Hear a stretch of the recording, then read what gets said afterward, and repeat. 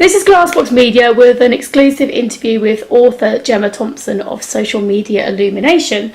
And Gemma's just popped in today to give us a little bit of a chat on her latest book, which you can all see she's proudly displaying there. My baby. It's her new baby.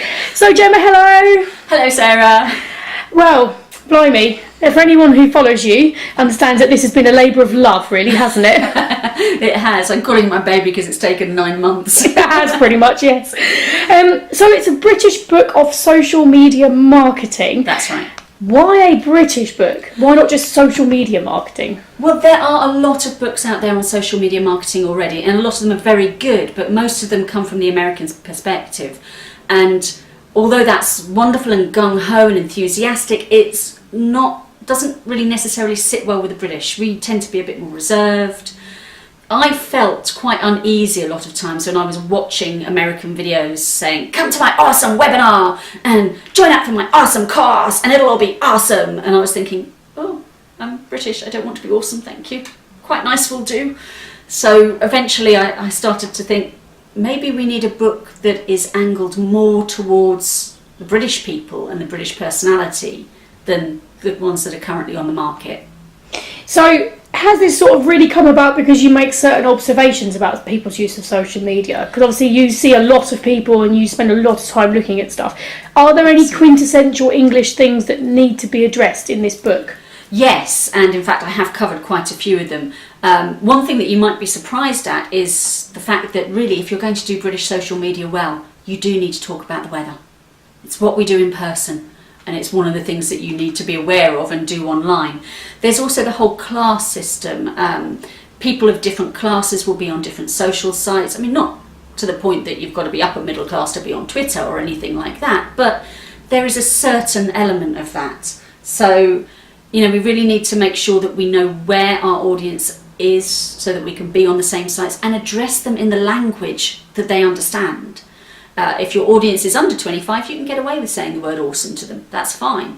But if you're trying to talk to maybe accountants of over 50, they're not going to appreciate that so much. So you need to be aware of their language.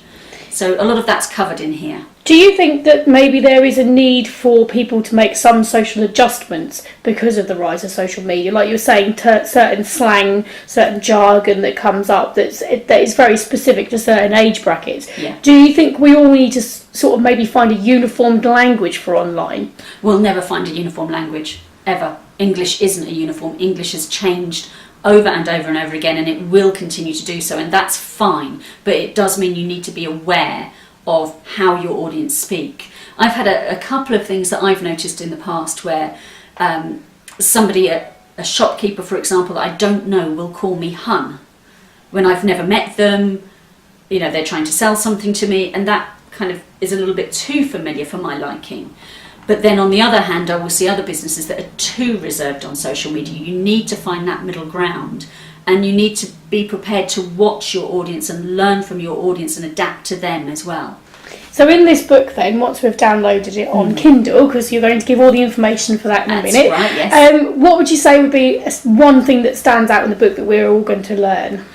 Well, you're going to be doing it yourself. There's a companion to this book and a workbook. So you'll actually be able to design your social media strategy yourself. So you'll be thinking about your business and how you act and how you should act on social media all the way through.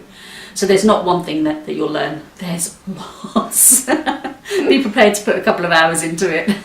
So, Christmas presents, if anyone hasn't thought of anything yet, or just a gift, then obviously where can we get this book for then, Gemma? You can get it on Amazon if you go onto amazon.co.uk or amazon.com if you happen to be watching this in the States and you want to reach your British customers.